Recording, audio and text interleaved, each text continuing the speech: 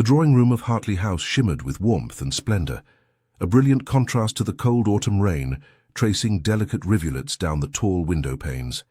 Inside, London's most elite mingled beneath the blaze of crystal chandeliers, their jewels catching the light like scattered stars. Silver gleamed on every table, and laughter floated through the room, blending with the soft murmur of conversation and the musical chime of champagne flutes being raised in endless toasts. Marcus Elwood, Duke of Blackridge, stood near the marble fireplace, one hand resting casually on the mantelpiece as he surveyed the assembled company with barely concealed boredom. At 30 years of age, he possessed the dark, good looks and commanding presence that made matrons scheme and their daughters blush. Black hair swept back from a strong-featured face, intelligent brown eyes that missed nothing, and the bearing of a man accustomed to deference. His evening dress was impeccable, as befitted his rank.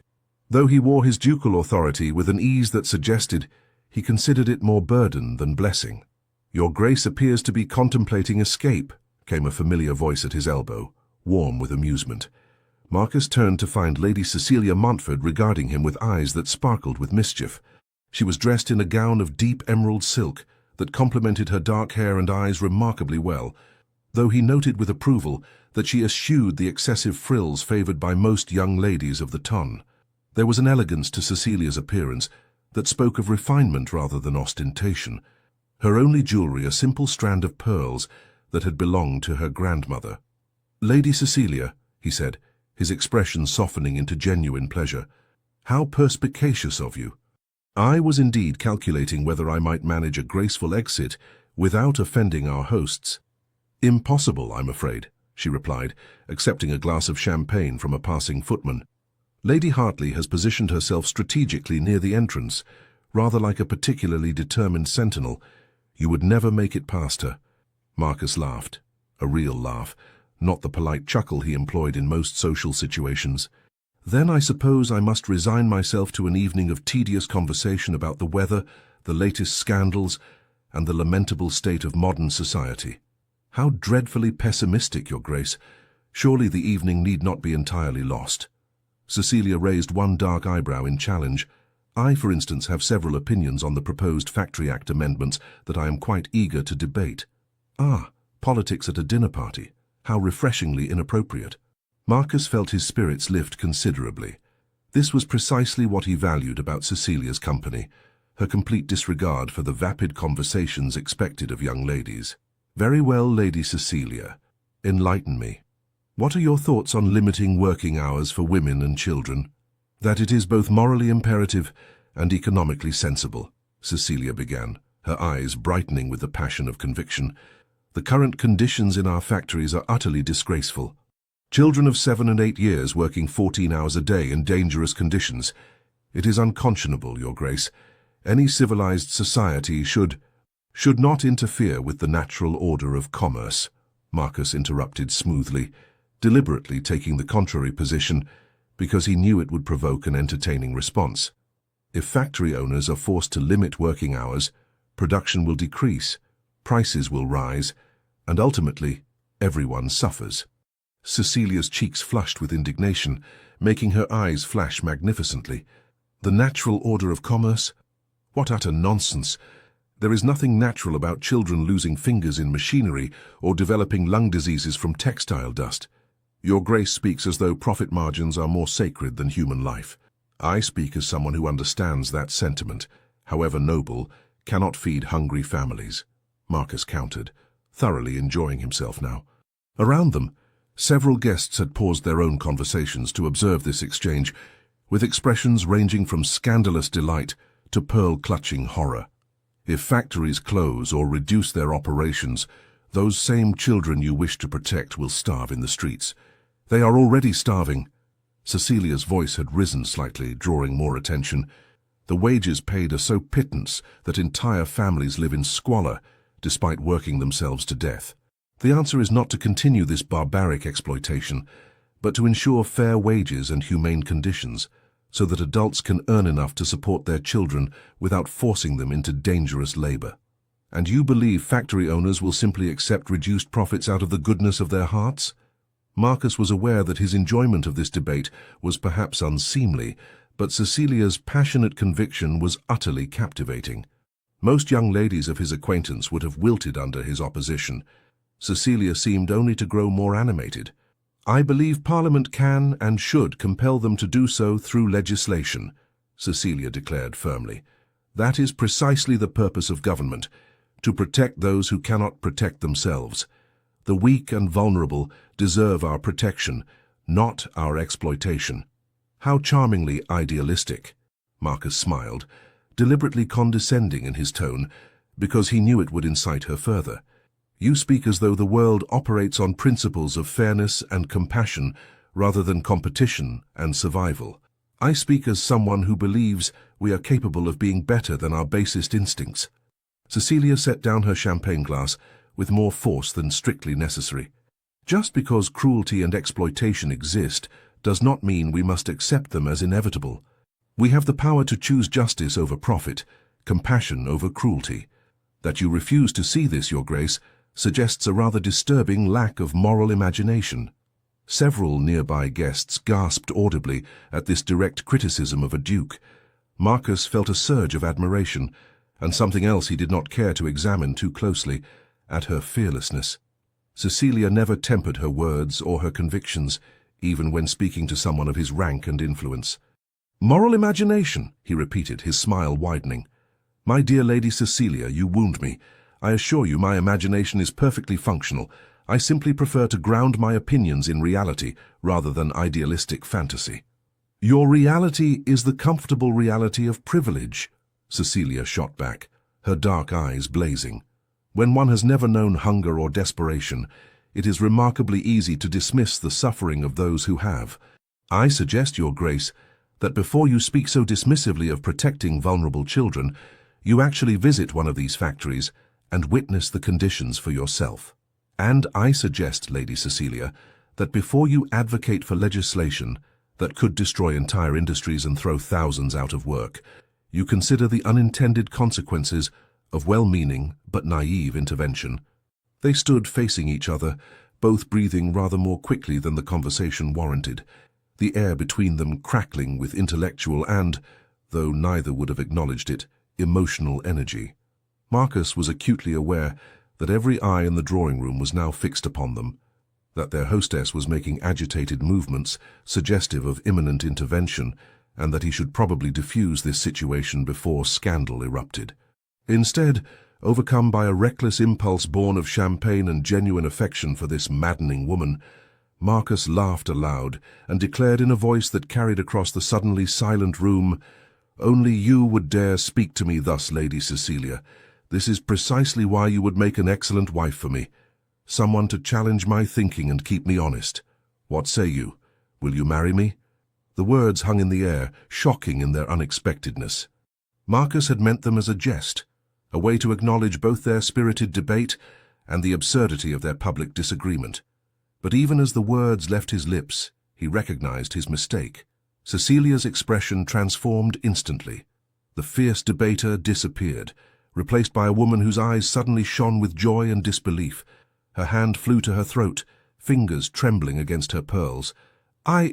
She faltered, then smiled with such radiant happiness that Marcus felt his stomach drop.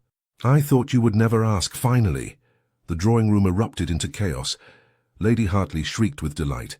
Several young ladies burst into tears, whether of joy or disappointment, Marcus could not determine. Cecilia's father, the Earl of Montfort, a distinguished gentleman with silver threading through his dark hair, surged forward from across the room, his weathered face breaking into an enormous smile. "Your Grace." Lord Montfort clasped Marcus's hand in both of his own, pumping it vigorously. "I had hoped, but I dared not presume. This is wonderful news, absolutely wonderful.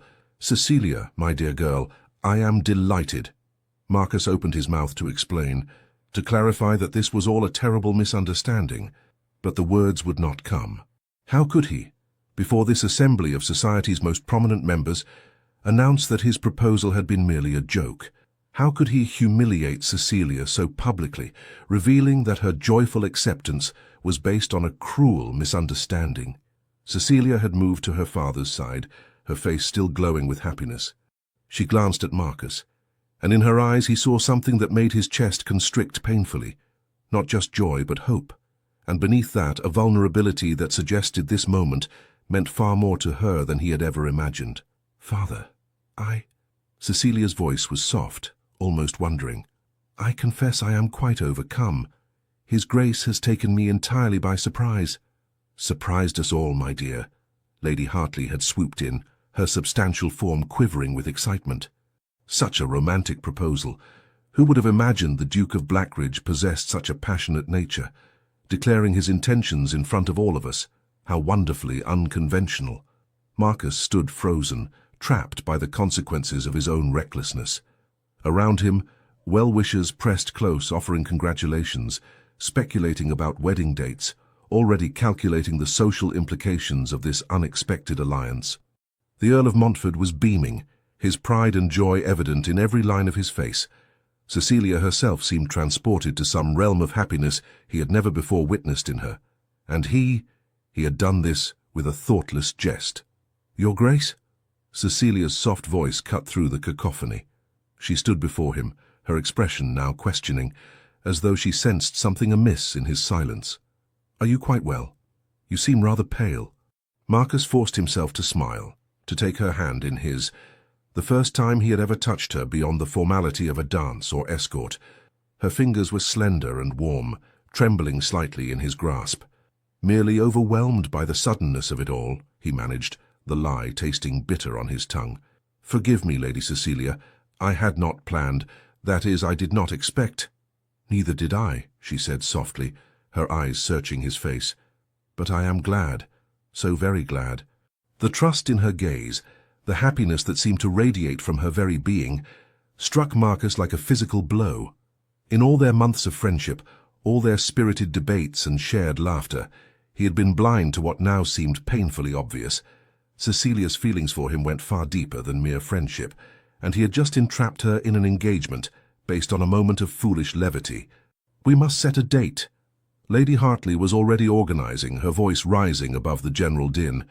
"Perhaps a spring wedding. April is lovely, though March could be managed if we—" "Surely there is no need for haste," Marcus interjected, desperate for time to extract himself from this disaster. "Lady Cecilia and I will need time to plan properly." "Nonsense!" Lord Montfort clapped him on the shoulder with the familiarity of a future father-in-law. "When two people know their minds, why delay? Besides, the season is well underway. Best to secure your happiness before some other matter intervenes, eh?" Marcus felt the trap closing around him with each passing moment. The conventions of society, the expectations of propriety, the honor that governed every aspect of his life, all conspired to bind him to this engagement. To withdraw now would be to humiliate Cecilia before all of London, to damage her reputation irreparably, to mark her as the woman rejected by a duke. He could not do it. Not here, not now, not when she looked at him with such joy and trust. "Of course," he heard himself say, the words emerging as though from a great distance. "You are quite right, Lord Montfort. Why delay indeed?" The celebration continued around him, champagne flowing freely, toasts proposed and drunk with enthusiasm. Cecilia remained at his side, her hand still in his, occasionally glancing up at him with an expression that combined happiness with lingering disbelief, as though she feared this might all prove to be some wonderful dream from which she would soon awaken. Marcus played his part, accepting congratulations with appropriate grace, answering questions about his intentions and plans with carefully non-committal responses. But beneath the facade of the delighted bridegroom, his mind raced frantically, seeking some way to extricate himself from this situation without causing irreparable harm. When at last the dinner bell rang, and the company began moving toward the dining room, Marcus found himself escorting Cecilia, her arm tucked through his in a gesture that now felt weighted with obligation rather than casual friendship. "I can scarcely believe it," Cecilia murmured as they walked, her voice pitched for his ears alone. "All these months, I thought, I was certain you regarded me merely as a friend, someone with whom to debate and discuss. I never imagined—" She broke off, her cheeks coloring becomingly. Marcus felt guilt twist in his gut like a knife. "Cecilia," he began, uncertain what he meant to say. "I know I am not the sort of woman you were expected to marry," she continued, her words tumbling out in an uncharacteristic rush. "I am too opinionated, too argumentative, too little concerned with the frivolities that occupy most ladies. But I promise you, Your Grace, I shall endeavour to be a good wife. I shall not embarrass you with my debates or challenge you so publicly.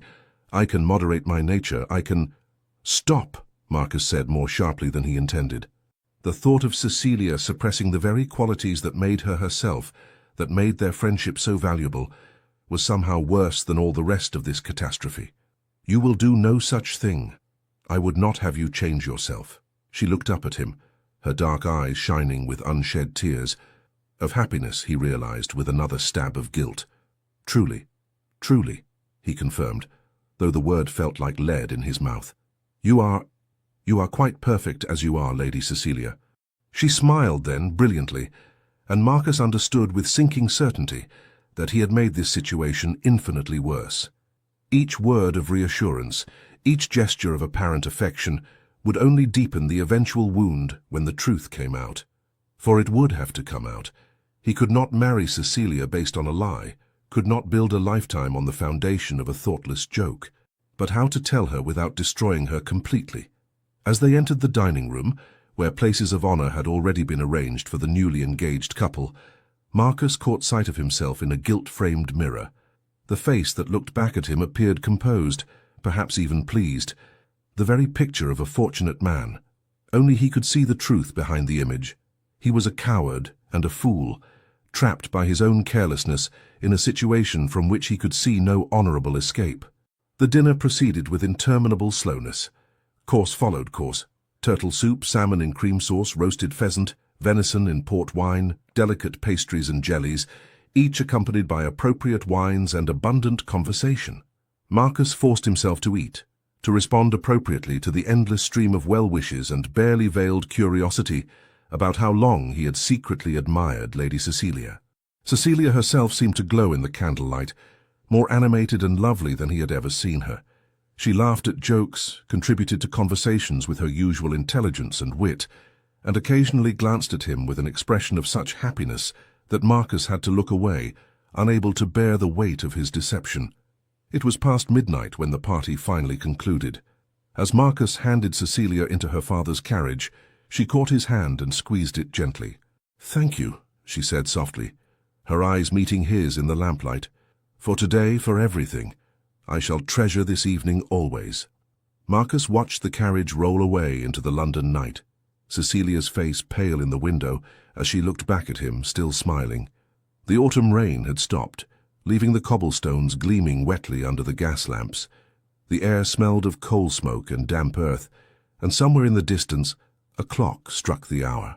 He stood alone on the steps of Hartley House, the sounds of the dispersing party fading behind him, and confronted the full magnitude of what he had done. He had trapped not only himself, but the woman he genuinely cared for, his friend, his intellectual equal, the one person in London whose company he truly valued, in a false engagement based on a moment of thoughtless humor. And with every passing hour, with every congratulation and celebration, the trap drew tighter, making the eventual revelation of the truth more impossible, more devastating. "What have I done?"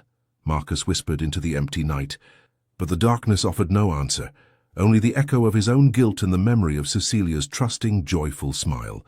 Marcus spent a sleepless night pacing the Persian carpets of his study in Blackridge House, a whiskey decanter, his only companion as the hours crawled toward dawn.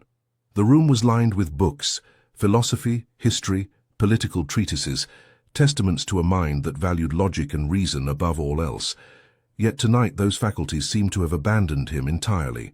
He had considered, briefly, writing to Cecilia immediately to clarify the misunderstanding. But even as he sat at his desk, pen in hand, he found himself unable to form the words. How did one explain such a thing in writing? "Dear Lady Cecilia, regarding my proposal last evening, I must inform you that it was merely a jest, and your acceptance has created an unfortunate complication." No. The very thought made him feel ill. By the time his valet arrived at 8 o'clock to prepare him for the day, Marcus had made no progress toward a solution. His reflection in the shaving mirror revealed dark circles beneath his eyes, and a general appearance of dissipation that would certainly fuel speculation about a bridegroom's eagerness. "If I may say so, Your Grace appears somewhat fatigued," his valet ventured cautiously as he arranged Marcus's cravat. "Perhaps the excitement of yesterday's announcement—" "That will do, Withers," Marcus said curtly, then immediately regretted his tone. None of this was his long-suffering valet's fault. "Forgive me, I slept poorly." "Quite understandable, Your Grace. It is not every day a gentleman becomes engaged."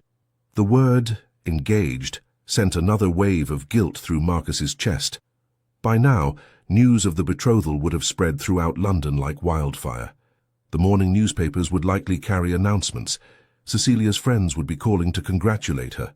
Her modiste would already be considering designs for a wedding gown, and all of it based on his reckless stupidity. A knock at his chamber door interrupted these grim thoughts.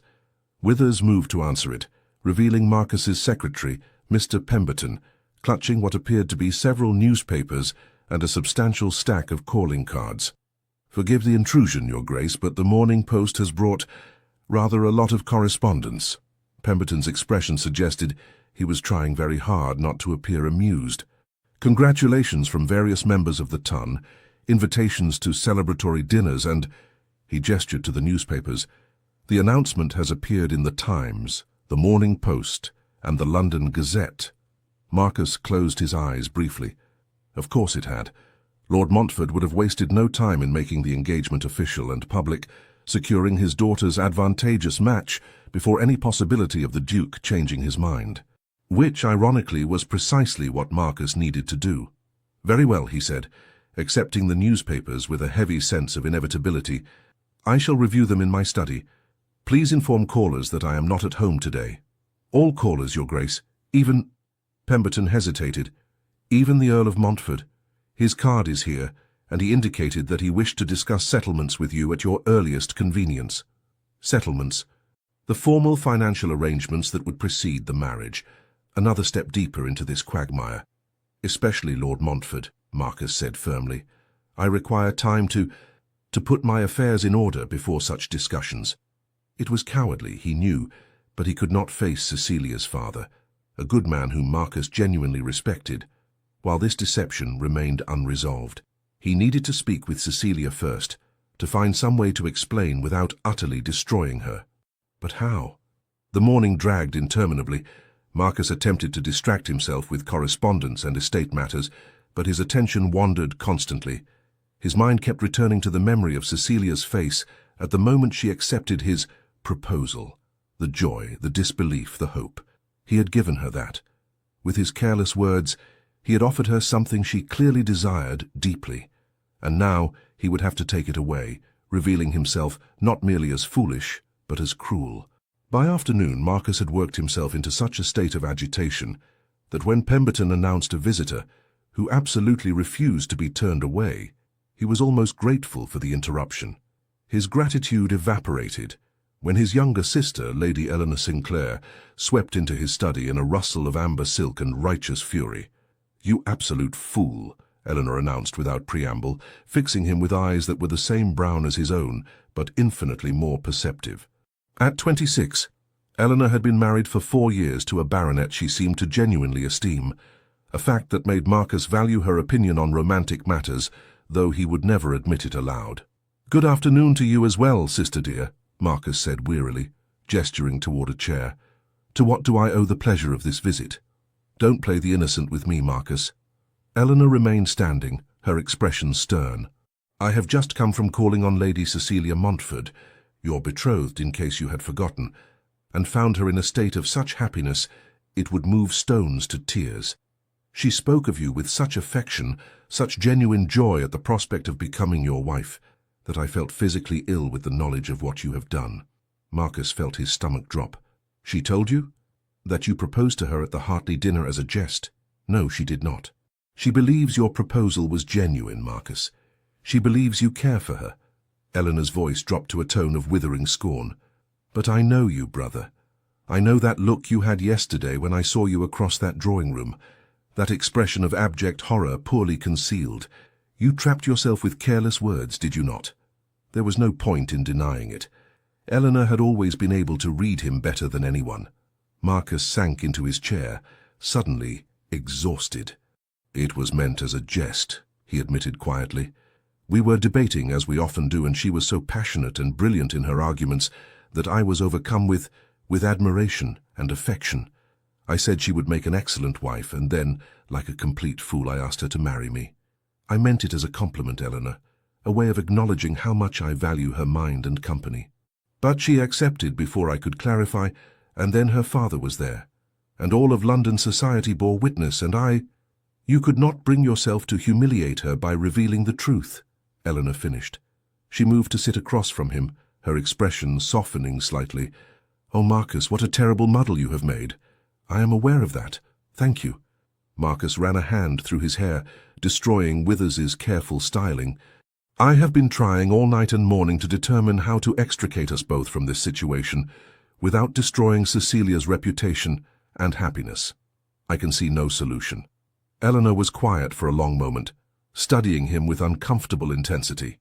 "Do you care for her at all? Lady Cecilia, I mean, in any capacity beyond friendship?" Marcus considered the question carefully. "I value her friendship above nearly all others," he said slowly. "She is intelligent, witty, fearless in expressing her convictions. She challenges me intellectually in ways no other woman of my acquaintance does. I enjoy her company immensely." "But you do not love her?" "I had not thought of her in those terms," Marcus admitted. "She has been my friend for nearly 2 years. Marriage, romantic love, these were simply not considerations I associated with Cecilia." "Because you are an idiot," Eleanor said bluntly. "Marcus, I have observed you together on numerous occasions. The way you light up when she enters a room, the way you seek her out in company, the way you laugh, truly laugh, at her wit. Most men would recognize these as signs of at least the potential for deeper feeling. But you, in your arrogance, assumed friendship was the ceiling of your regard, rather than merely its foundation." Marcus wanted to protest, but found he could not. Was Eleanor right? Had he been blind to his own feelings, so caught up in the comfortable safety of friendship that he failed to recognize something deeper?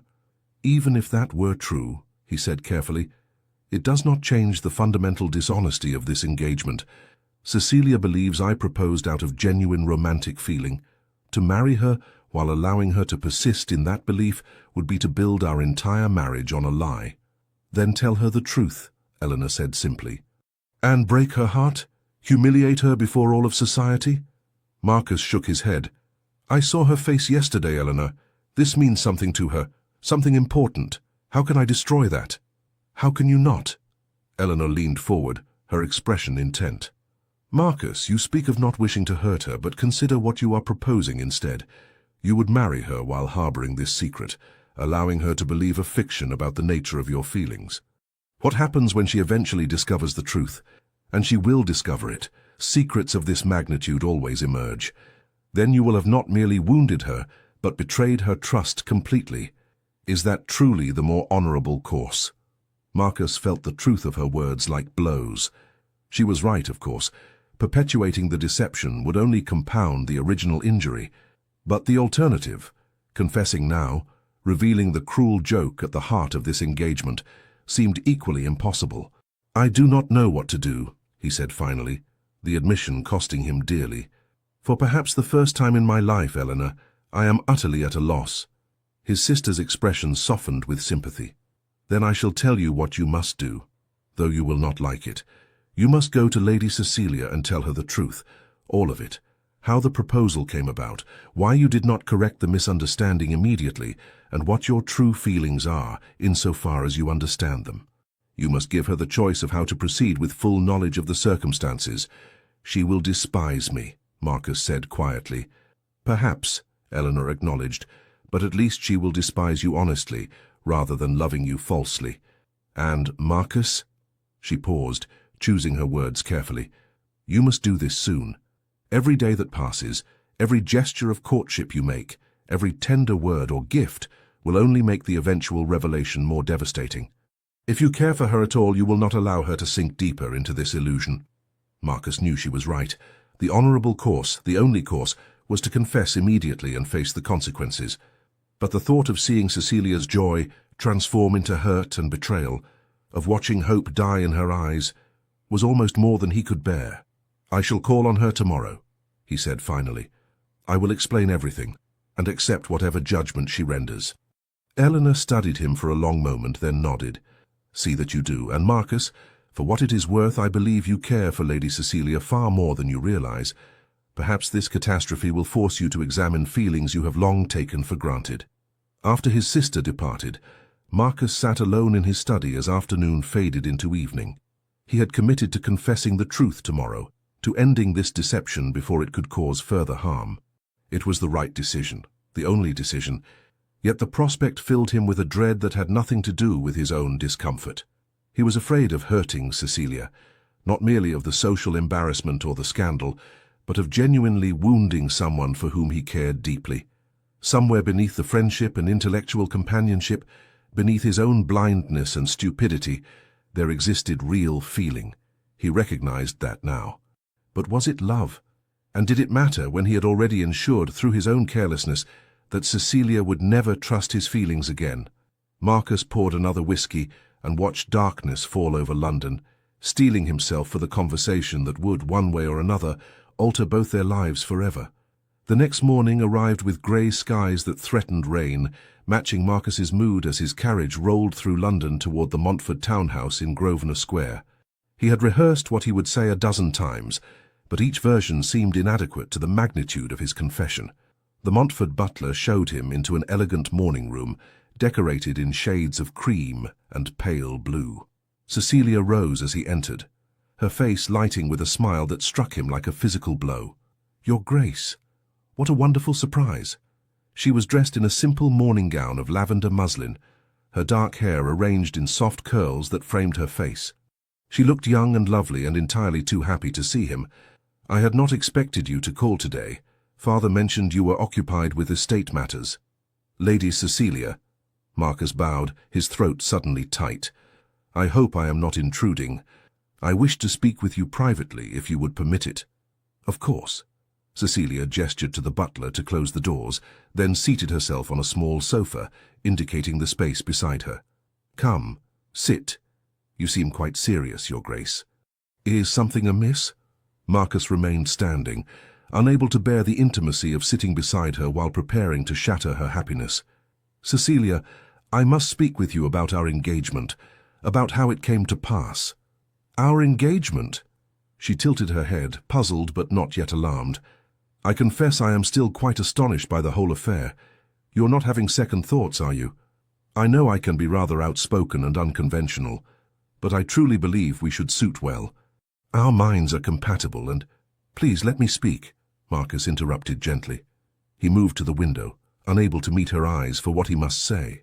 "What I'm about to tell you will be difficult to hear. I beg you to allow me to finish before you respond." The quality of silence behind him changed, acquiring a tension that suggested Cecilia had recognized the gravity of his tone. "Very well," she said quietly. "I am listening." Marcus forced himself to begin, the words emerging with painful slowness.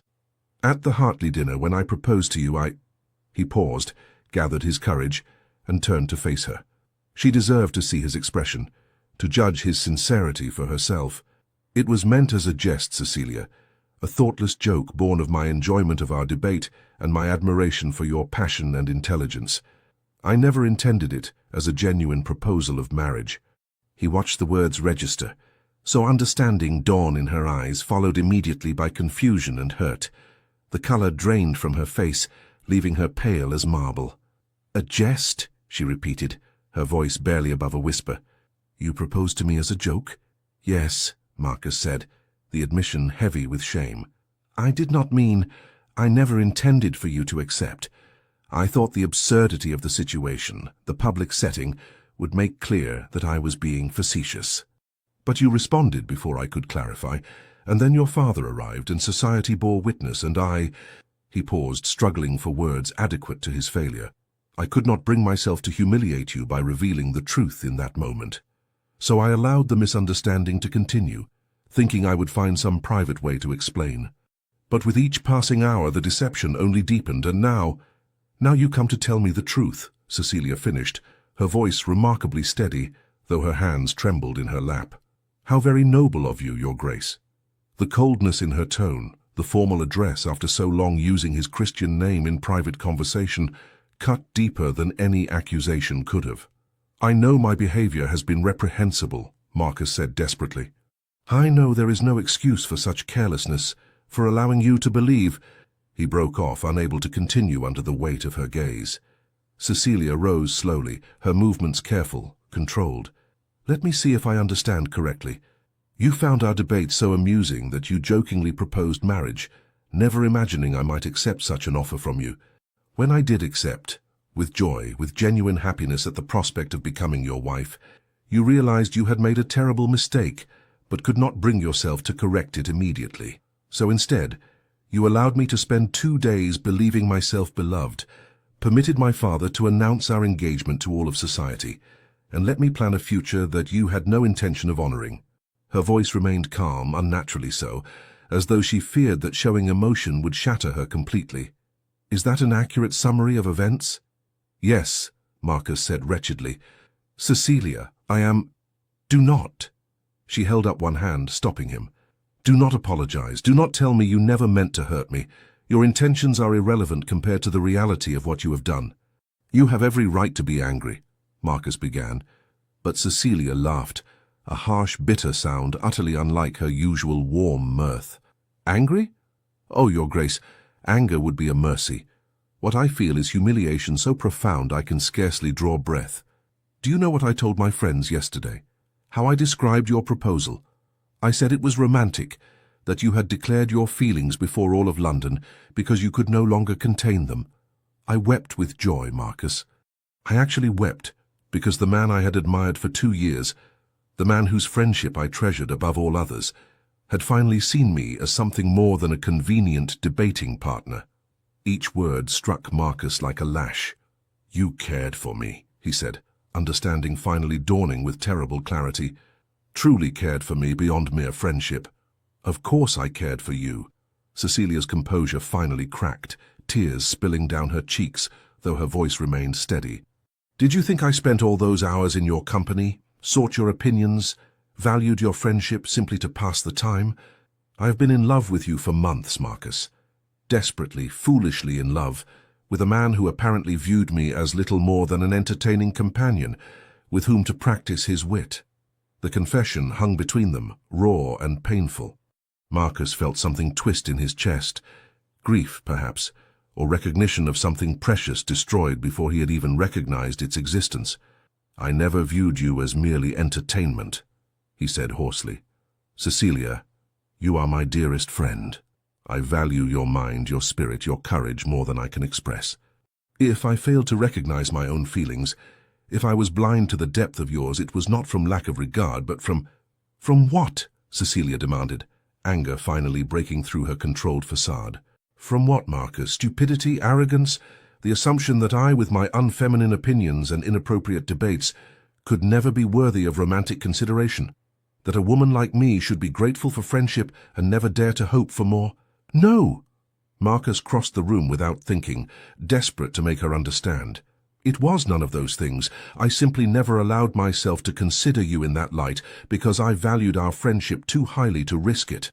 The women I was expected to marry were insipid creatures with whom I had nothing in common. You were different. You were real and honest and yourself. I placed you in a separate category, thinking I was honoring you, when in truth I was merely protecting myself from examining feelings that frightened me." Cecilia stared at him, tears still tracking down her cheeks. "And now that you have been forced to examine those feelings, what have you discovered?" It was the crux of everything, the question that had haunted Marcus through his sleepless night. He could give her comfortable lies, could claim the indifference his careless proposal suggested, or he could offer the truth, raw and uncertain as it was. "I have discovered," he said slowly, meeting her eyes with all the honesty he possessed, "that I am a fool who very nearly destroyed something precious out of sheer blindness. I have discovered that your absence from my life these past 2 days has been agony, that the thought of hurting you, of causing the pain I now see in your face, is unbearable. I have discovered that what I dismissed as mere friendship may in fact have been love all along. hidden even from myself because I was too cowardly to acknowledge it. For a long moment, Cecilia simply looked at him, her expression unreadable. Then she shook her head slowly, fresh tears spilling. "It is too late," she whispered. "Even if what you say is true, even if you do care for me, how can I believe it? How can I trust anything you say after this? You trapped me in a false engagement, Marcus. You allowed me to parade my happiness before society, while knowing it was all based on a cruel joke. Every word of affection you might speak now is tainted by that deception. I will never know if you mean it, or if you are simply trying to salvage the situation." The truth of her words struck Marcus like a blow. She was right. He had destroyed the very foundation on which trust might have been built. Even if his feelings were genuine, even if he had finally recognized the depth of his regard for her, she would have no way to believe him. "What would you have me do?" he asked quietly, accepting his defeat. "I will honor any decision you make regarding our engagement. If you wish to end it, I will take full public responsibility. I will ensure society knows the fault was entirely mine, that you were the victim of my thoughtless behavior. Your reputation will be protected as much as possible." Cecilia laughed again, that same bitter sound. "My reputation? Marcus, the moment you withdraw from this engagement, for whatever reason, I become the woman rejected by a duke. Society will speculate endlessly about what deficiency in me caused you to change your mind.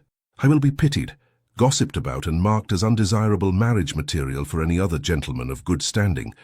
"Then what would you have me do?" Marcus repeated, his own frustration breaking through. "I have confessed the truth, because to do otherwise would have been a greater betrayal.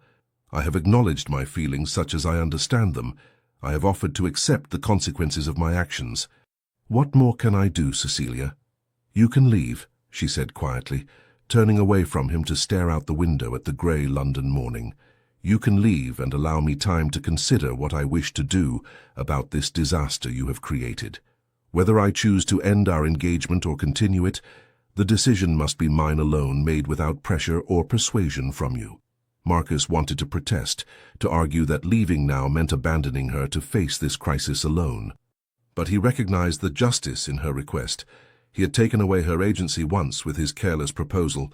The least he could do was allow her to reclaim it now. "Very well," he said softly. "I will await your decision. But Cecilia—" He paused at the door, needing her to hear this even if she could not yet believe it. "I am truly sorry. For the joke, for the deception, for failing to see what was before me until it was too late. You deserved far better than what I have given you." She did not turn from the window, did not acknowledge his words beyond a slight nod. Marcus let himself out, each step away from her, feeling like a small death. As his carriage rolled away from Grosvenor Square, Marcus stared blindly at the passing streets, and finally allowed himself to confront the full weight of Eleanor's accusation. He had been an idiot, blind, arrogant, and foolish. He had taken Cecilia's friendship for granted, never questioning why her company pleased him above all others, why he sought her opinion before anyone else's, why her laughter could transform his entire day. He had loved her, perhaps, for longer than he realized, and through his own carelessness and cowardice he had ensured that she would never be able to trust that love, even if it were genuine. The rain that had threatened all morning finally broke. As his carriage pulled up to Blackridge House, sheets of water washing over the cobblestones like tears. Marcus sat in the downpour for a long moment, before finally ascending the steps to his empty home, wondering if he had just made the greatest mistake of his life, not in making a foolish joke, but in waiting too long to recognize what truly mattered. 3 weeks passed with no word from Cecilia. Marcus honored her request for time and space, though it cost him dearly. He did not call at the Montford residence, did not attempt to send notes or gifts, did not try to force a resolution through intermediaries. Instead, he endured the peculiar torture of seeing their engagement announced in the newspapers while knowing the truth behind it, of accepting congratulations from acquaintances while uncertainty gnawed at him constantly. Society, of course, noticed his absence from Lady Cecilia's side. Speculation ran rampant through drawing-rooms and gentlemen's clubs. Whispers that the Duke had developed cold feet, that Lady Cecilia had revealed some deficiency of character, that the engagement was not quite as solid as initially believed. Marcus ignored it all, refusing to provide fuel for the gossip mongers through either comment or reaction. But ignoring society did not mean he could ignore the ache of Cecilia's absence from his life. It was remarkable, he reflected during his solitary evenings, how completely one person could infiltrate every aspect of existence without one's awareness. He would begin to read a political treatise and think Cecilia would have thoughts on this, before remembering that Cecilia's thoughts were no longer available to him. He would attend parliamentary sessions and find himself composing arguments in his head, anticipating her responses, only to return to an empty house where those conversations could never occur. Eleanor called regularly, providing what news she could glean from her own visits to Lady Cecilia, though she made clear her displeasure at having to play messenger. "She attends functions when she must," Eleanor reported one grey afternoon as they took tea in Marcus's library, "but she leaves early. Lady Montfort is beside herself with worry, though Cecilia insists she is merely fatigued. She does not speak of you, Marcus, not to condemn, not to defend, not even to acknowledge your existence. It is as though you have become a ghost, haunting the edges of her life." "Has she decided anything?" Marcus asked, the question he always asked, though he dreaded the answer. "If she has not confided it to me." Eleanor studied him with sympathy. "You look dreadful, brother. When did you last eat a proper meal or sleep through the night?" "I manage adequately." Marcus returned to the window, his favourite position lately, staring out at the London streets without truly seeing them. "I can hardly complain of discomfort, given what I have inflicted upon her." "Self-flagellation serves no purpose," Eleanor said tartly. "What you need is to determine what you truly want from this situation. Not what honour demands, not what society expects, but what your own heart desires."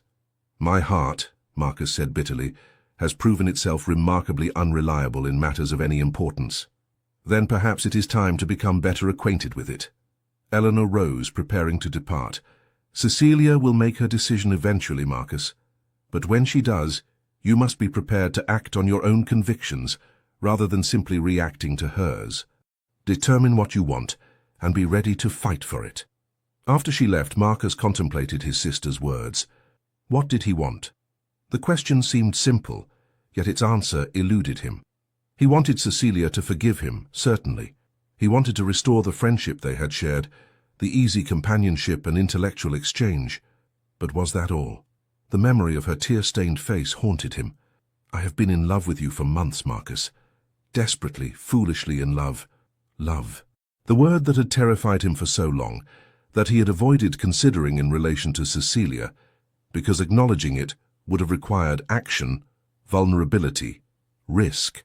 But what was he risking now? He had already lost her friendship through his cowardice. He had already wounded her through his blindness. What remained to fear? That night, unable to sleep, Marcus finally allowed himself to examine his feelings with complete honesty. He loved Cecilia, not merely as a friend, not simply as an intellectual companion, but with the full depth of romantic attachment he had so carefully avoided acknowledging. He loved her wit and her passion, her fearlessness and her compassion. He loved the way she challenged him, provoked him, made him think beyond his comfortable assumptions.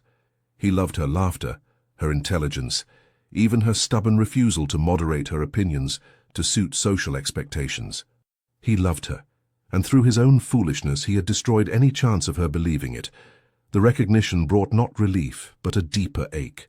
What use was understanding his feelings when he had forfeited the right to express them, when any declaration now would sound like manipulation or desperate salvage rather than genuine sentiment? Morning found him still awake, staring at the dying fire in his grate, wrestling with impossible questions. He had made such a muddle of everything, the proposal, the confession, the aftermath. Every choice had been wrong, or at least wrongly timed. How did one recover from such comprehensive failure? The answer came not through logic, but through memory. He recalled their first meeting at a parliamentary wives' tea that Cecilia had been attending with her stepmother. She had been engaged in heated debate with Lord Thornbury about voting reform, her eyes flashing with conviction as she demolished his arguments with precision and wit. Marcus had been captivated instantly, not by her appearance, though she was lovely, but by the fierce intelligence animating her features. He had introduced himself afterward, unable to resist engaging with someone so refreshingly unafraid of controversy. Their friendship had grown from that moment, built on mutual respect and genuine enjoyment of each other's company. Those foundations had been real, untainted by deception or misunderstanding. Perhaps, Marcus thought as dawnlight began filtering through his windows, those foundations could be rebuilt. Not through grand gestures or passionate declarations, but through the same slow accumulation of trust and respect that had created their friendship in the first place.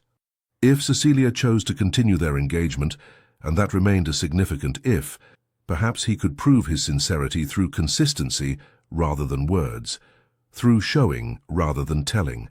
It was a fragile hope, but it was hope nonetheless. The answer came on a Tuesday morning in the form of Lord Montfort himself, appearing at Blackridge House with an expression that suggested the visit was as uncomfortable for him as it would undoubtedly prove for Marcus. "Your Grace," Montfort said stiffly once they were closeted in Marcus's study, "I apologize for calling without notice, but circumstances require immediate discussion." Marcus's stomach dropped. "Has Lady Cecilia made a decision regarding our engagement?" "She has." Montfort's weathered face was difficult to read. "She wishes to continue with the betrothal and proceed toward marriage. However," he paused, clearly struggling with what he must say next. "However, she has made clear to me that certain difficulties have arisen between you. She would not elaborate on their nature, but she has requested that the engagement period be extended to allow more time for preparation. The wedding will not take place until late spring at the earliest."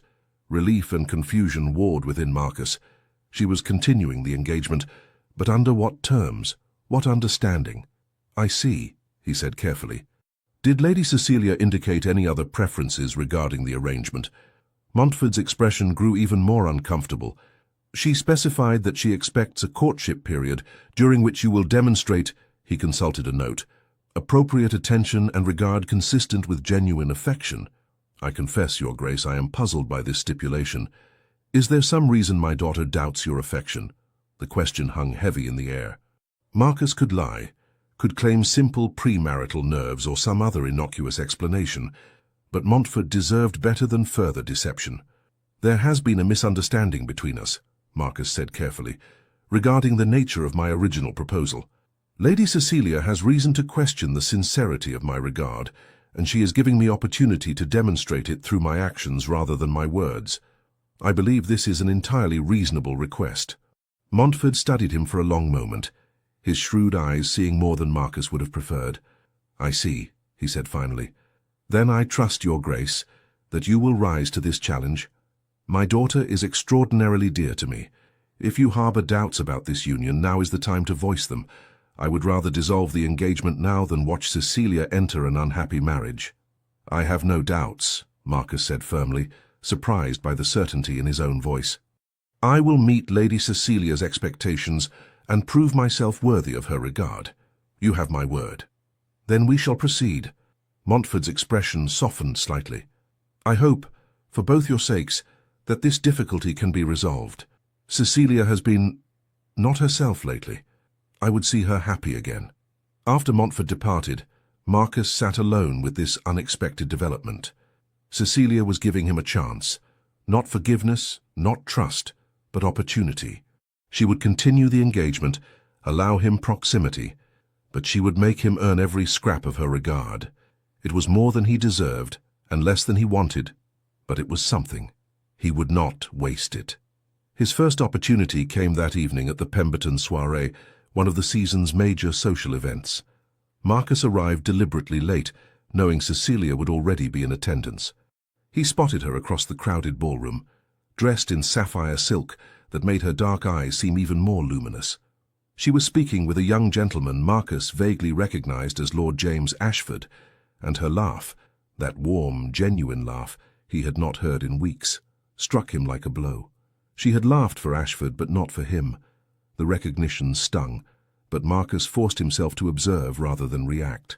Cecilia was beautiful when she laughed, her whole face transforming with joy. That he had stolen that joy through his carelessness was perhaps his greatest crime. He approached carefully, not wishing to startle her. "Lady Cecilia."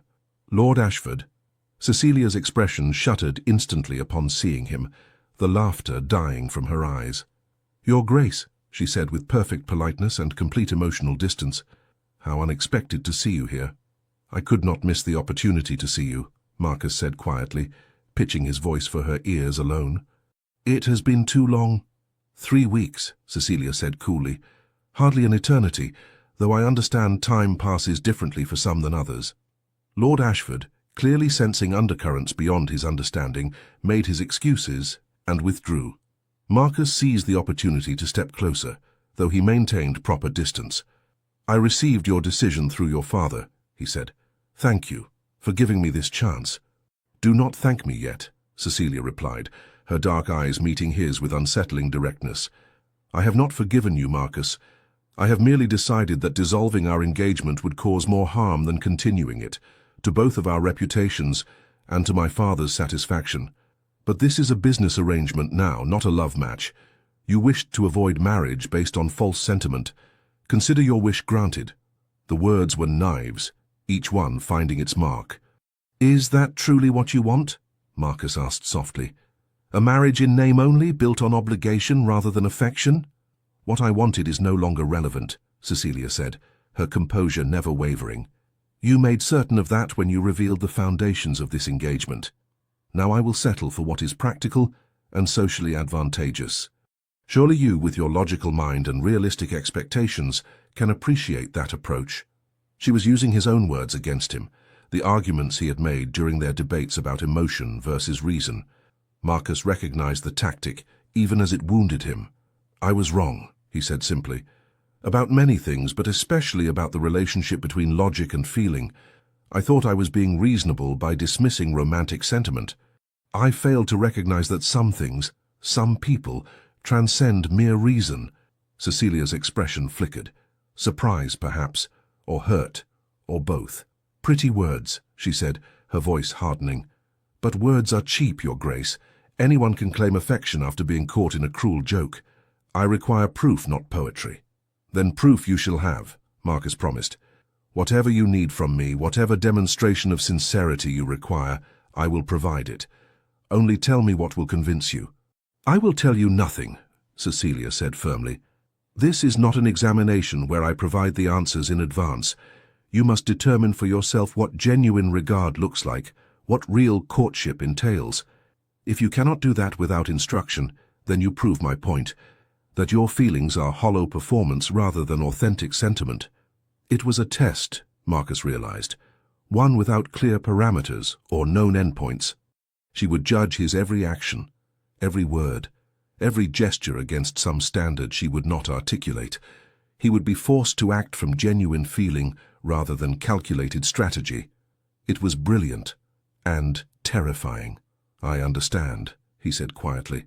Then I shall endeavor to prove myself worthy of you, Cecilia, in whatever way I can. Lady Cecilia, she corrected sharply. We are no longer on terms of such familiarity, Your Grace. Propriety must be observed. The formal address hurt more than all the rest.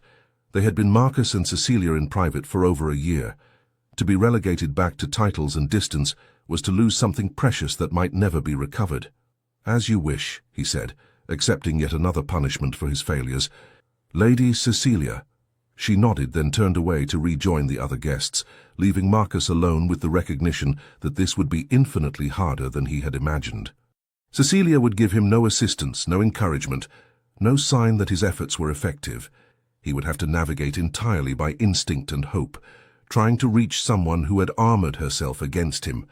But as he watched her move through the ballroom, graceful and guarded, Marcus felt something solidify within him. He had made a catastrophic mistake, yes.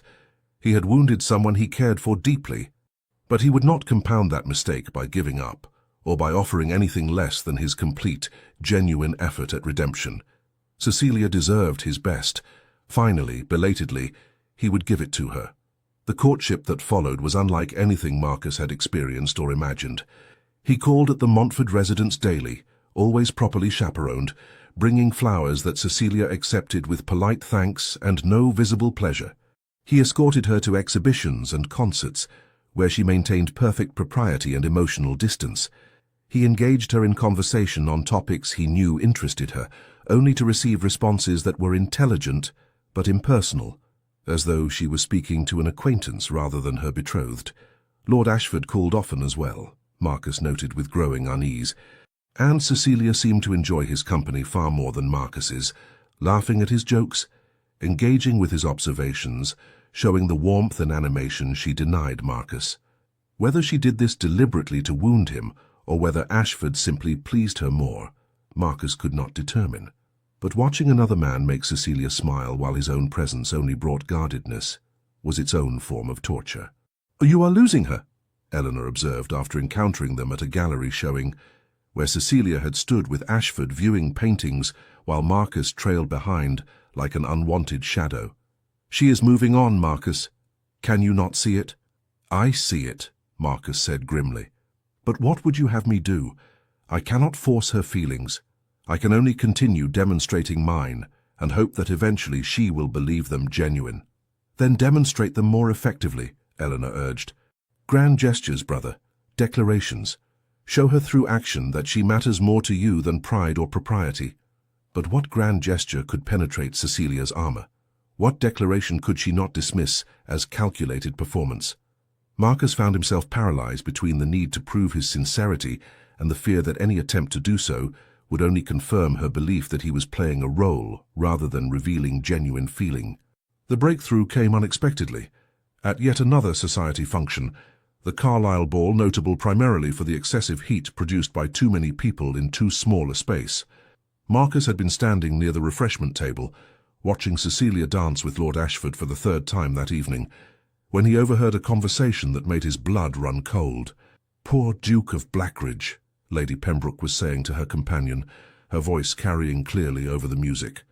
"Trapped by his own careless words into an engagement with a woman entirely unsuitable for his station. One can hardly blame him for looking so miserable at these events." "She is pretty enough," her companion replied, "but far too opinionated for a duchess. Can you imagine Lady Cecilia presiding over Blackridge House? She would alienate half of society with her forward views within a month." "I heard," Lady Pembroke continued, lowering her voice conspiratorially but not enough, "that he only proposed as a jest, and she deliberately trapped him by accepting publicly before he could clarify. Quite calculating of her, really, though one supposes she had little other prospect of such an advantageous match given her unfortunate temperament." Marcus moved before conscious thought intervened, crossing to the gossiping women with an expression that made them blanch. "Ladies," he said, his voice dangerously quiet, "I could not help but overhear your fascinating discussion of my private affairs. Allow me to clarify several points. First, I proposed to Lady Cecilia because I recognized in her something I had been too blind to see earlier, a woman of extraordinary intelligence, compassion, and strength of character. Second, far from being trapped, I count myself extraordinarily fortunate that she accepted me. Third, if you or anyone else in this ballroom suggests again that Lady Cecilia is anything less than entirely worthy of becoming Duchess of Blackridge, you will discover precisely how unpleasant I can make your remaining time in society. Do I make myself clear?" Lady Pembroke had gone quite pale. "Your Grace, we meant no disrespect." "Then I suggest you endeavor more successfully in that aim," Marcus said coldly. "Now, if you will excuse me, I have more pleasant company to attend to." He turned away, dismissing them completely, and crossed the ballroom toward where Cecilia had just finished her dance with Ashford. She watched him approach with her usual guarded expression, but something in his face must have revealed his anger, because her eyes widened slightly. "Is something amiss?" she asked. "Walk with me," Marcus said, offering his arm. It was not a request. Cecilia glanced at her stepmother, received a nod of permission, and allowed Marcus to escort her onto the terrace, where the cool night air provided relief from the oppressive heat inside. Other couples strolled the gardens, but Marcus guided them to a more secluded corner, near a fountain where the sound of water provided privacy. "What has happened?" Cecilia demanded once they were alone. "You look quite fierce." "I overheard Lady Pembroke and her companion discussing us, with speculation that was both cruel and false," Marcus said, anger still simmering in his voice. "They suggested that you trapped me into this engagement through calculation, that you are unsuitable to be my Duchess, that I regard you as a burden." Cecilia's expression shuttered. "I see. And this troubles you because it is lies," Marcus said forcefully. "Because they malign you unjustly." Because... He stopped, realized this was the moment, the opportunity to finally break through her armor or fail completely. He chose truth. Because hearing someone disparage the woman I love, as though she were some scheming fortune hunter, made me want to call them out for their insult. Cecilia went very still. The woman you love, she repeated flatly. How convenient that you should discover this love, just when my reputation is being questioned. What a coincidence that your feelings should suddenly clarify when defending me serves your own interests. Damn my interests, Marcus said, with uncharacteristic vulgarity.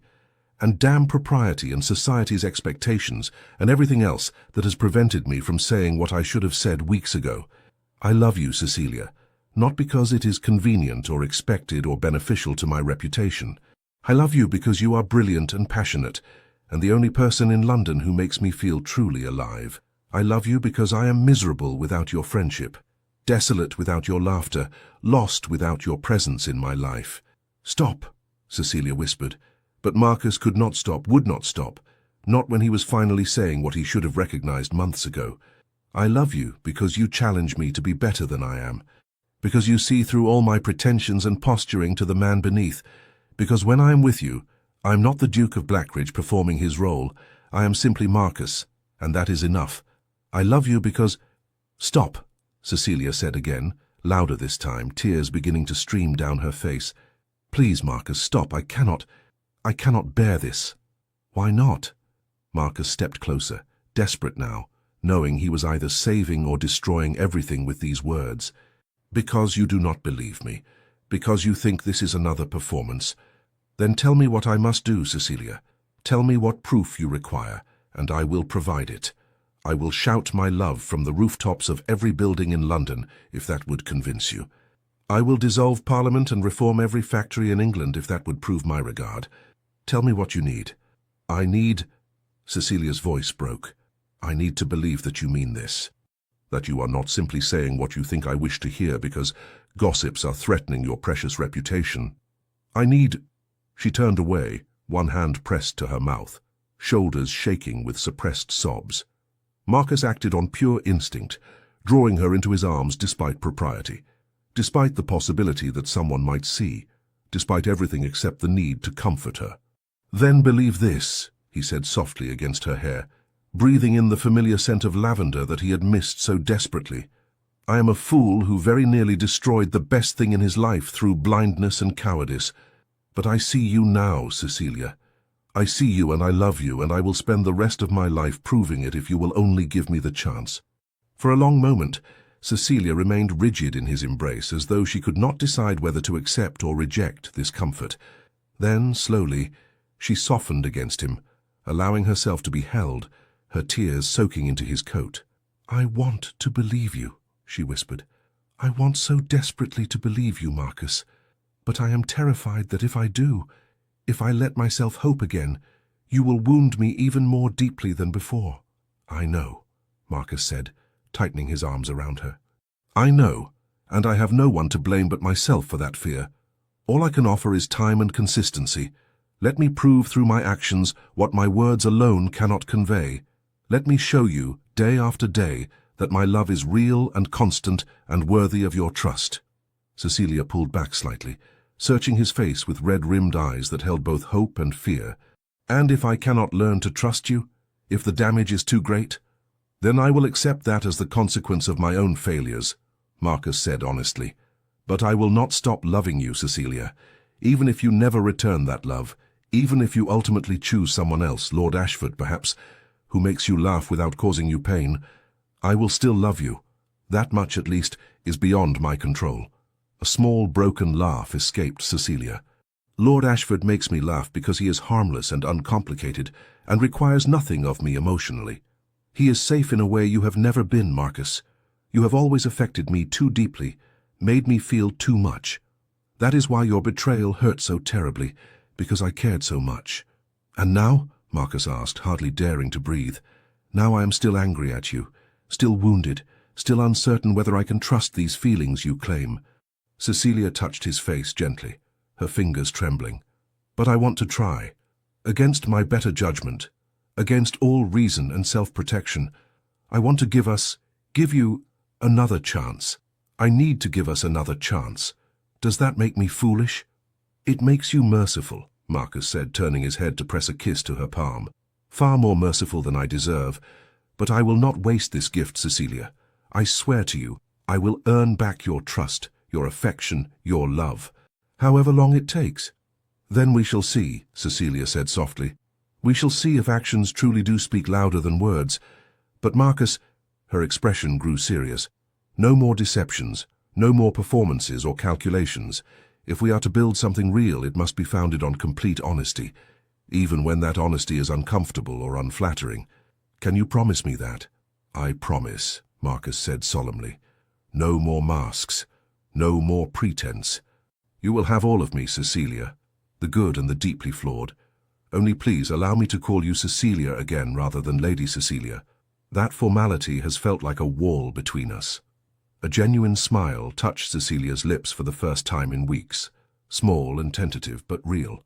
Very well, Marcus, no more walls, though I make no promises about when or if I shall allow you to kiss me properly rather than merely my hand. I will wait, Marcus said, though the thought of kissing Cecilia properly, of holding her without restraint, without the shadow of his betrayal between them, made his heart ache with longing. I will wait as long as necessary. They stood together on the terrace, the sounds of the ball continuing inside, the fountain singing its endless song beside them. It was not a resolution, Marcus knew. Not forgiveness, not complete reconciliation, but it was a beginning, fragile and uncertain, but genuine. And for now that would have to be enough. The weeks that followed brought a transformation in Marcus and Cecilia's relationship that was subtle but profound. True to his word, Marcus made no grand gestures or elaborate declarations. Instead, he focused on consistency, showing up, paying attention, demonstrating through small daily actions that his regard was genuine and enduring. He called every afternoon at the Montford residence, bringing not expensive gifts but thoughtful tokens. A pamphlet on factory reform he thought would interest her, a newspaper article about women's education in America, a particularly fine lavender sachet when he noticed her previous one had faded. He listened when she spoke, truly listened, not merely waiting for his turn to reply, and remembered the things she told him, referencing them in later conversations to show his attention was genuine. When they attended social functions together, Marcus made no effort to monopolize her time. Instead, he remained available but not oppressive, allowing Cecilia to engage with others while ensuring she knew he was present should she need or want him. He defended her publicly when necessary, cutting off gossip with a look, redirecting conversation when someone made dismissive comments about women's intelligence or capabilities, but without making a show of it. Most importantly, he showed her his own vulnerabilities. He confessed his doubts about parliamentary debates before they occurred. He admitted when he felt out of his depth in social situations. He shared his conflicts about ducal responsibilities and personal desires. He allowed her to see not the polished facade of the Duke of Blackridge, but Marcus, uncertain, flawed, human. Cecilia responded slowly, like a flower opening to sunlight after a long frost. Her guardedness gradually eased. Her smiles became more frequent and genuine. She began seeking him out in crowds, rather than merely accepting his presence. Most tellingly, her laughter returned, not the polite social laughter she produced for others, but her real laugh, warm and unrestrained. One afternoon in early March, as they strolled through Hyde Park with Cecilia's maid trailing at a discreet distance, she suddenly slipped her hand into his arm with a naturalness that suggested she had stopped thinking of the gesture as significant or symbolic. "I have been thinking," she said, her eyes on the path ahead where early daffodils were beginning to emerge, "about what you said on the Carlisle terrace, about loving me because I make you feel alive." Marcus's heart began beating faster, but he kept his voice steady. Every word was true. "I know," Cecilia said quietly. "I believe that now.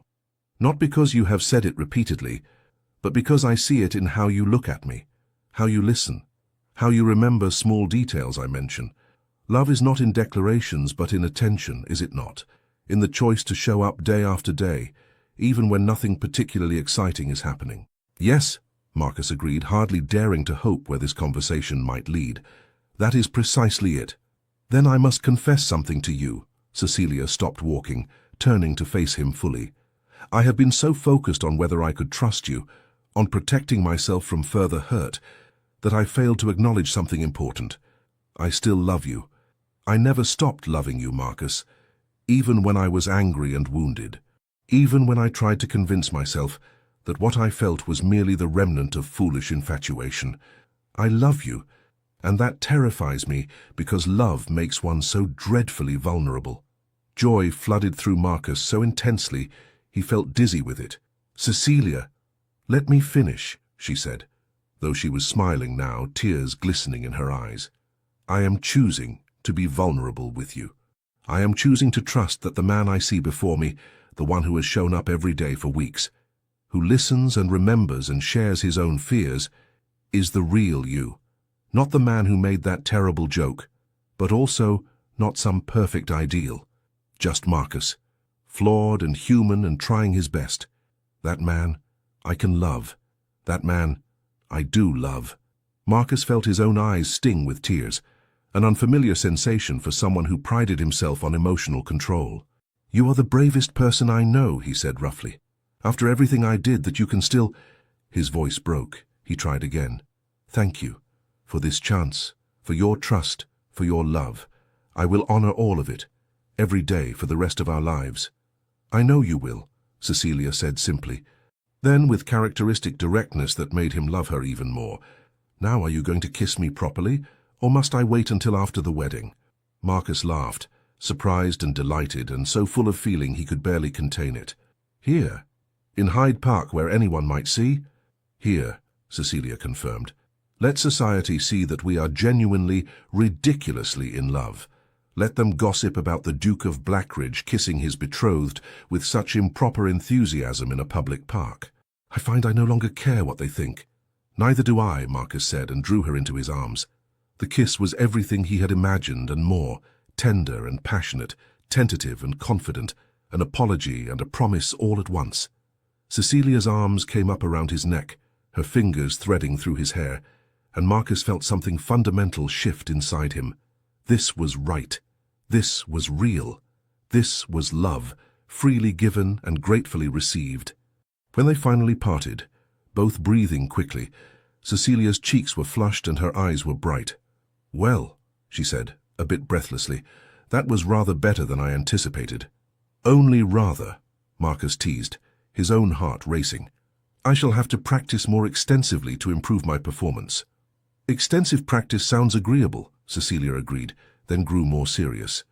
Marcus, I want our wedding soon. Not because I fear you will change your mind, but because I do not wish to wait any longer to begin our life together. Can we move the date forward? April, perhaps. April, Marcus repeated, happiness expanding in his chest. Yes, absolutely yes. I will speak with your father immediately about arranging our wedding, Cecilia interrupted, placing a finger over his lips. Not my father's wedding or society's wedding, ours. I want something relatively simple and intimate. Just family and close friends.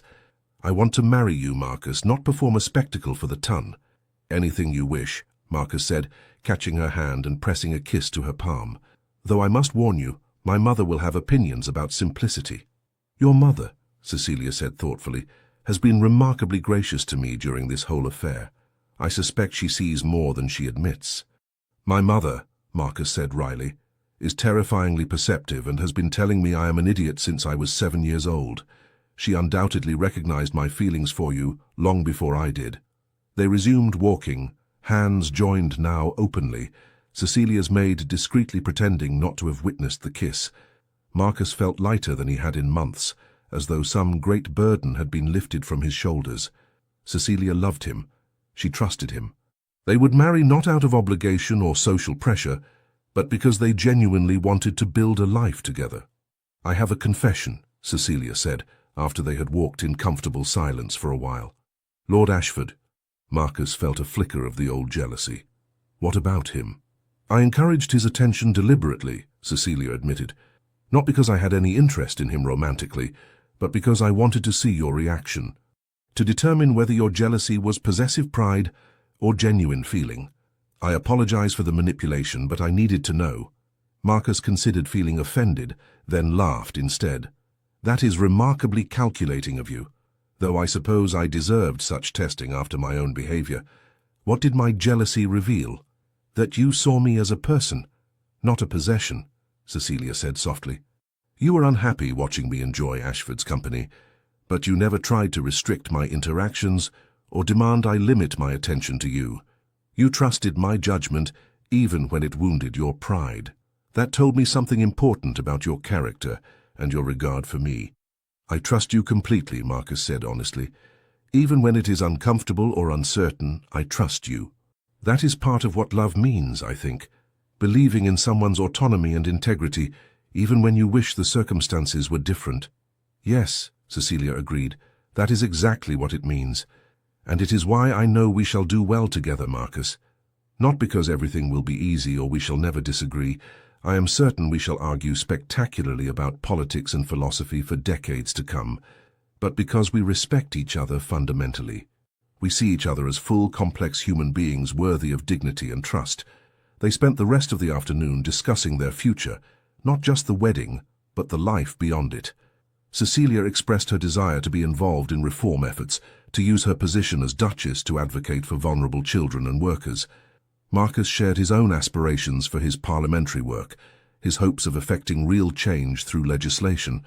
They spoke of Blackridge Hall, the ducal estate where they would spend much of their time, and how Cecilia might make it truly home.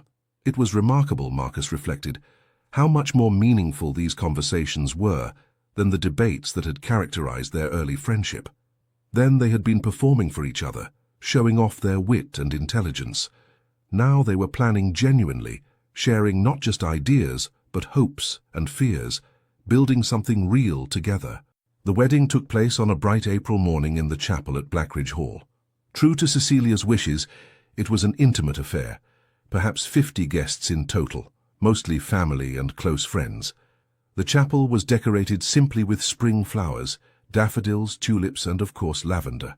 Marcus stood at the altar in his finest coat, his hands remarkably steady despite the emotion threatening to overwhelm him. Eleanor stood to one side, her smile gentle and knowing. His mother dabbed at her eyes with a lace handkerchief, looking pleased despite her earlier protestations about the small guest list. Then the music began, and Cecilia appeared at the chapel entrance on her father's arm, and Marcus forgot to breathe. She wore a gown of ivory silk with delicate lace at the sleeves and neckline, her dark hair arranged in soft curls with small white roses tucked among them. She carried a simple bouquet of lavender, and carried herself with a grace that seemed to illuminate the chapel. But it was her expression that struck Marcus most powerfully, the joy and certainty in her eyes as she looked at him, the smile that held no reservations or doubts, only happiness. Lord Montfort placed Cecilia's hand in Marcus's with a look that conveyed both blessing and warning. "Care for my daughter, treat her well, honor what you have been given." Marcus nodded once, accepting the charge, then turned his attention entirely to the woman beside him. "You are beautiful," he whispered as the vicar began the ceremony. "You are biased," Cecilia whispered back, though her smile widened. "Indisputably," Marcus agreed, "but also correct." The ceremony itself passed in a blur of sacred words and solemn promises. Marcus spoke his vows with complete conviction, meaning every word about love and honor and cherishing Cecilia for all their days. When Cecilia spoke hers, her voice clear and steady, Marcus felt tears prick his eyes again at the magnitude of what she was giving him. Herself, her trust, her future. When the vicar finally pronounced them husband and wife, Marcus pulled Cecilia into his arms and kissed her with all the love and gratitude he felt, heedless of their audience. Applause and laughter erupted around them, but Marcus barely noticed, too focused on the woman in his arms, his wife, his partner, his love. The wedding breakfast that followed was a joyful affair, marked by excellent food, abundant champagne, and numerous toasts. Lord Montfort spoke movingly about his daughter's happiness and his confidence in her future. Eleanor teased Marcus mercilessly about his obvious infatuation. The Dowager Duchess offered advice about managing ducal households that had both Marcus and Cecilia suppressing laughter. But the moment that stayed with Marcus most powerfully came late in the afternoon, after most guests had departed, and he and Cecilia were finally alone in the gardens of Blackridge Hall.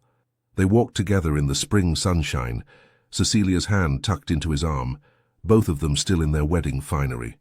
"Happy?" Marcus asked, though he could see the answer in every line of her face. "Extraordinarily so," Cecilia confirmed. Then, with characteristic honesty, "I never imagined when you made that ridiculous joke at the Hartley dinner that it would lead to this, to real love and genuine partnership. It seemed like such a disaster at the time." "It was a disaster," Marcus said ruefully. "I was an absolute fool." "You were," Cecilia agreed cheerfully. "But you learned from your foolishness. You grew. You changed. That is all any of us can do, Marcus. Recognize our mistakes and endeavor to do better. You have done that remarkably well." "Only because you gave me the chance," Marcus said seriously, stopping to face her fully. "You could have walked away. You could have protected yourself by ending the engagement and never risking your heart with me again. That you chose otherwise. That you chose to trust me despite every reason not to. That is the greatest gift I have ever received." "Well," Cecilia said, her eyes sparkling with humor and affection, "someone had to reform you. You are becoming insufferably arrogant, you know. All that ducal authority going to your head. I considered it my civic duty to take you in hand." Marcus laughed, pulling her close. "Then I am grateful for your sense of civic responsibility. Though I must warn you, I shall require regular reminding not to become insufferable again. It is an ongoing struggle." "I shall be vigilant," Cecilia promised. Then, more softly, "I love you, Marcus. Not despite your flaws, but including them. You are imperfect and occasionally idiotic, and I love you completely." "And I love you," Marcus said, his voice rough with emotion. "You are brilliant and stubborn, and the best thing that has ever happened to me. I will spend the rest of my life trying to deserve you." "You already do," Cecilia said simply. "You show up, you try, you care. That is enough. That is everything." They kissed again, there in the gardens of their home, as the spring afternoon stretched long and golden around them. It was not the ending of their story, Marcus knew, but the beginning, the first page of a life they would write together, marked by debate and laughter and genuine partnership. Later, much later, as evening fell, and they prepared to retire to the ducal apartments that were now their shared sanctuary, Marcus reflected on the journey that had brought them here. From thoughtless joke to genuine love, from betrayal to trust rebuilt, from friendship to passionate partnership, it had been a long and often painful path. But standing with Cecilia at the window of their chamber, watching the stars emerge over Blackridge Hall, Marcus felt only gratitude. Gratitude for her courage in risking her heart again. Gratitude for his own belated recognition of what truly mattered. Gratitude for the chance to build something real and lasting with the woman he loved. "What are you thinking?" Cecilia asked, leaning against him comfortably. "That I am the most fortunate man in England," Marcus said honestly, "and that I very nearly threw away that fortune through my own stupidity. I shall never take you for granted, Cecilia. Not your love, not your presence, not a single moment we have together." "Good," Cecilia said contentedly. "Though you should know, I have every intention of living to a very old age and arguing with you about politics the entire time. You are quite stuck with me, Your Grace." "I can think of no better fate," Marcus said, kissing the top of her head, "except perhaps one thing." "What's that?" "That eventually, not immediately, but eventually, we might have children who inherit your intelligence and passion. I would very much like to watch you be a mother, Cecilia. I think you would be magnificent at it." Cecilia turned in his arms, her expression soft. "And I think you would be an excellent father. Not perfect, certainly, but present and caring and willing to learn. Yes, children, eventually, but for now." She smiled up at him with an expression that made his heart race. "For now, I would like to simply be your wife. Is that agreeable?" "Entirely agreeable," Marcus said, and drew her close, grateful beyond words for this woman, this love, this life they would build together. 2 years later. The morning sun streamed through the windows of the Blackridge nursery, illuminating a scene of domestic chaos and contentment. Marcus sat on the floor, something that would have horrified him 2 years ago, watching his wife attempt to coax their 11-month-old son, Thomas, to take his first steps. "Come on, darling," Cecilia encouraged, holding out her hands. "Come to Mama. Just a few steps." Thomas, who had inherited his mother's dark hair and his father's brown eyes, regarded her seriously for a moment, then promptly sat down with a decisive thump and began examining his toes instead. "I believe our son has inherited your stubborn nature," Marcus observed, trying not to laugh at Cecilia's exasperated expression. "My stubborn nature." Cecilia turned to give him a look of mock outrage. "He is absolutely your son, Marcus. That expression he just made, that is your I shall do things in my own time, thank you face." "I have no such face," Marcus protested, even as he recognized the truth in her words. Thomas was indeed a perfect combination of both of them, Cecilia's intensity and his own determination, her warmth and his reserve, her intelligence and his logic. "You absolutely do," Cecilia insisted, abandoning her attempts to make Thomas walk in favor of scooping him up for a kiss. "You make it whenever I suggest you should perhaps attend fewer parliamentary sessions and more social events, or whenever Eleanor tells you that your latest speech was too long, or whenever—" "I concede the point," Marcus interrupted, rising from the floor to join them. He looked at his son, an astonishment that still struck him daily, and felt the same overwhelming love he had experienced the moment Thomas was born. "Though I must say, if he has inherited our combined stubbornness, heaven help his future tutors." "And his future wife," Cecilia added with a grin. "Speaking of which, I received a letter from your mother this morning. She is already making subtle inquiries about potential matches for Thomas." "He is not yet a year old," Marcus said, aghast. "I am aware. I told her that we would not be entertaining such discussions until Thomas is at least 3. Cecilia's eyes sparkled with mischief. "She was most put out by my lack of maternal ambition." Marcus laughed, pulling both wife and son into his arms. "You are a terrible daughter-in-law." "I am an excellent daughter-in-law," Cecilia corrected. "I simply refuse to allow your mother to arrange Thomas's entire life before he can even walk. We shall let him choose his own path, make his own mistakes, find his own way, just as we did." "Even if that path leads him to propose to someone as a joke at a dinner party?" Marcus asked wryly. "Even then," Cecilia confirmed. "Though I shall certainly counsel him about clarity in courtship. Perhaps we can spare him some of our more dramatic moments." They stood together in the nursery, sunlight warming them, their son babbling contentedly between them. It was so far from the life Marcus had imagined for himself 2 years ago, the careful, controlled existence he had planned, free from emotional complications or messy entanglements. But it was infinitely better. "I love you," he said quietly, the words still carrying weight despite how often he now spoke them. "Both of you, more than I ever imagined possible." "I love you too," Cecilia replied, rising on her toes to kiss him. "Even when you are being insufferable, which is still rather frequently." "I shall endeavor to be less insufferable," Marcus promised. "Please don't," Cecilia said, smiling against his lips. "I have grown quite fond of your particular brand of insufferability. It keeps life interesting." Thomas chose that moment to grab both their faces, making a sound of imperious demand that suggested he felt he was being neglected. They laughed together, turning their attention to their son, marveling at this small person they had created, this manifestation of their love. Later, after the nurse had taken Thomas for his nap, and Marcus and Cecilia had retreated to the library for their customary afternoon tea, they resumed the political debate they had been conducting for the past week about proposed education reforms. Their voices rose and fell in familiar patterns, argument and counter-argument, passion and logic, the intellectual dance that had first drawn them together. "You are being deliberately obtuse," Cecilia accused, though her eyes were bright with enjoyment. "I am being realistic," Marcus countered. "Your idealism, while admirable, does not account for the practical difficulties of implementation." "Your realism is simply cynicism dressed in pragmatic clothing," Cecilia shot back. They continued in this vein for another hour, thoroughly enjoying themselves, until Cecilia suddenly paused mid-argument and said, "Do you remember when we first met? That tea where I was debating Lord Thornbury?" "Of course," Marcus said. "You demolished his arguments so thoroughly that he avoided you at social functions for months afterward." "I was terribly nervous," Cecilia confessed. "I knew you were watching, and I so wanted to impress you. Even then I think I was a little bit in love with you, though I would never have admitted it." Marcus felt his heart constrict with tenderness. "And I was captivated. I told myself it was merely intellectual appreciation. But Eleanor claims she knew even then that I was lying to myself about my feelings.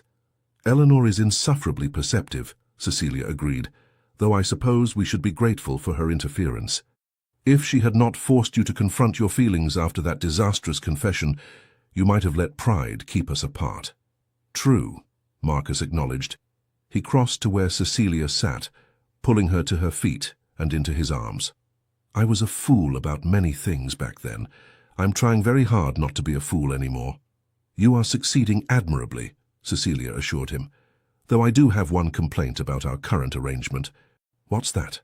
We have been married for 2 years and I still win the majority of our debates. You really must improve your argumentation skills, Your Grace. I'm beginning to suspect you sometimes concede points simply to please me. Marcus laughed, delighted as always by her competitive nature. Guilty as charged. Though in my defense, watching you celebrate your victories with such enthusiasm is its own reward. Flattery, Cecilia accused, but she was smiling. Very well. I shall accept your inferior debating skills as evidence of your devotion, but I draw the line at you pretending to lose at chess. That is simply insulting to us both. I have never pretended to lose at chess, Marcus said indignantly. You are genuinely better at it than I am. I know, Cecilia said smugly. I just wanted to hear you admit it. They spent the rest of the afternoon in comfortable companionship, reading and talking, and simply being together. This, Marcus reflected, was what he had almost lost through his own carelessness. Not just Cecilia's love, but her friendship, her presence, the simple joy of sharing life with someone who understood and challenged and cherished him. As evening fell and they prepared to dress for dinner, a small gathering of close friends they were hosting, Marcus caught Cecilia's reflection in the mirror and was struck anew by his extraordinary fortune. She was beautiful, yes, but more than that, she was herself, brilliant and passionate and uncompromising, and his. What? Cecilia asked, noticing his stare. Nothing, Marcus said, though it was everything. I was simply thinking how grateful I am for that ridiculous joke at the Hartley dinner, for the disaster that became the best thing that ever happened to me. Cecilia's expression softened. She came to stand beside him, taking his hand. Then I am grateful for it too. For the joke, for the misunderstanding, for the pain that forced us both to confront what we truly felt.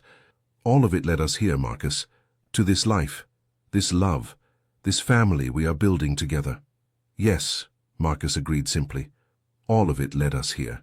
And standing together in the soft light of evening, hands joined and hearts aligned, they moved forward into their future. Not perfect, never perfect, but genuine and hard-won and entirely their own. The end. Thank you for staying with us until the end of this story.